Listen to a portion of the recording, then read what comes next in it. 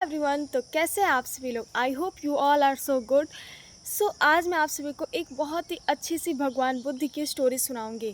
ध्यान से सुनिएगा इस स्टोरी को। इस स्टोरी से आपको बहुत कुछ सीखने को मिलेगा एंड हो सकता है कि आपके मन से एक भार उतर जाए।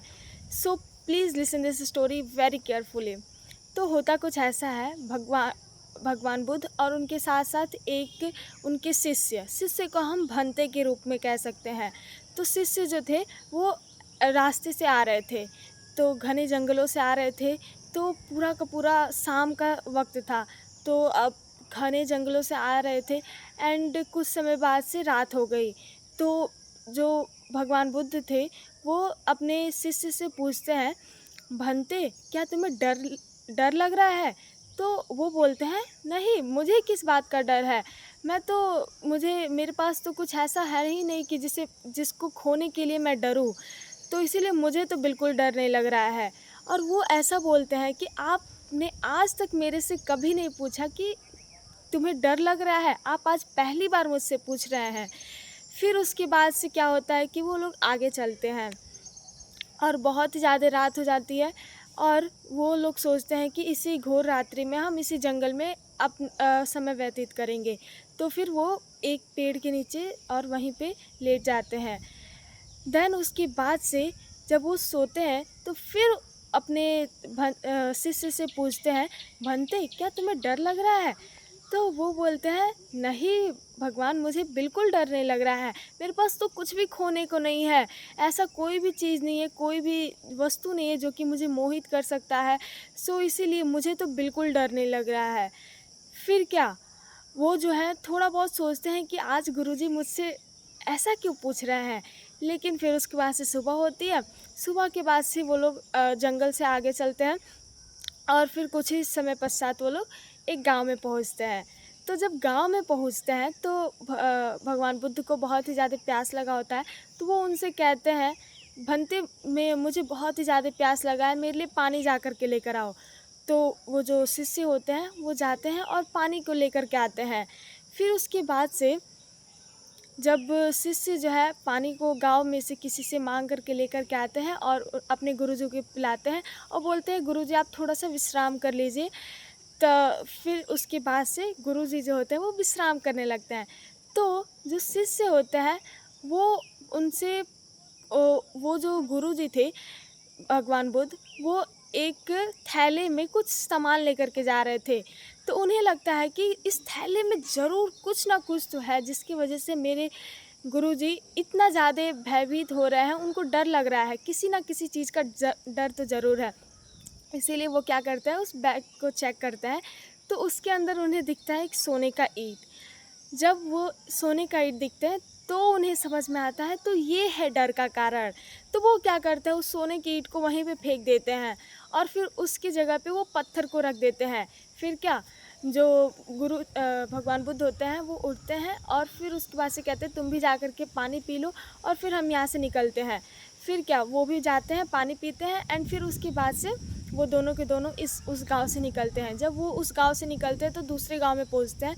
तो वहाँ पे कुछ लोग होते हैं, वो बोलते हैं, अब शाम का वक्त हो गया था, तो लोग बोलते हैं कि आप यहाँ से जल्दी निकलिए क्योंकि यहाँ पे चोर डाकुओं का बहुत ही ज़्यादा है और यहाँ पे कोई भी सामान आपका कभी भी चोरी हो सकता है। तो जो भगवान बुद्ध होते हैं तो वो बोलते हैं कि जल्दी जल्दी हमें चलना चाहिए यहाँ से, क्योंकि यहाँ पे से कोई भी चीज़ें जो है, हमारी चीज़ें चोरी हो सकती है, यहाँ पे चोर डाकुओं का बहुत ही ज़्यादा डर है। तो उस वक्त उनके जो शिष्य होते हैं वो बोलते हैं कि आपको चिंता करने की कोई ज़रूरत नहीं है, हमारे पास अब ऐसा कुछ भी नहीं है जिसके लिए हम डरें। आपका जो सोने का ईंट था मैंने उसे फेंक करके उसके अंदर पत्थर रख दिया है, इसीलिए अब आपको चिंता करने की कोई बात नहीं है। तो क्या, वो जो गुरुजी होते हैं वो बोलते हैं कि तुम तो बहुत ही समझदार निकले। हाँ, ऐसा हमें बहुत बार लाइफ में करना चाहिए। अब स्टोरी यहीं तक था, तो अब मैं आपको बताती हूँ इस स्टोरी से हमें सीखने को क्या मिला। आपको लाइफ में बहुत बार ऐसा होता है कि आपके मन के ऊपर बहुत ही ज़्यादा भार रहता है एंड उसकी वजह से आप किसी और काम को नहीं कर पाते हैं। फॉर एग्ज़ाम्पल मैं आपको बताती हूँ, मेरे पास एक टाइम पे बहुत ही ज़्यादा मतलब कभी कभार मम्मी पापा पैसा दे देते हैं तो बहुत ही ज़्यादा पैसा होता है। मैं सोचती हूँ उस पैसे को मैं बाद में यूज़ कर लूँगी, लेकिन कभी कभार ऐसा होता है कि वो पैसा गुम हो जाता है या फिर मेरे भाई बहन यूज़ कर लेते हैं और मुझे पता भी नहीं चलता है। तो उस वक्त मैं सोचती हूँ काश मैं ये पैसा जो है पहले ही यूज़ कर ली रहती, जो काम मुझे करना था उसे मैं पहले ही कर ली रहती। सो इसीलिए अगर कोई काम है आपको, आप उसे तुरंत का तुरंत कर सकते हैं, देन आप उसे कर लीजिए। अदरवाइज़ आप बाद में पछताने लगेंगे, तो पछताने से अच्छा है आप उसे तुरंत कर लीजिए। और कई बार आप जो है अपने पैसों के बारे में इतना ज़्यादा सोचते हैं कि आपको जो है अपनी शांति का, अपना अपना जो प्रेज़ेंट है उसके बारे में आप अच्छे से ध्यान ही नहीं दे पाते हैं। सो इसीलिए आप ज़्यादा से ज़्यादा अपने प्रेज़ेंट पे ध्यान दीजिए, अपने सुख शांति पे ध्यान दीजिए।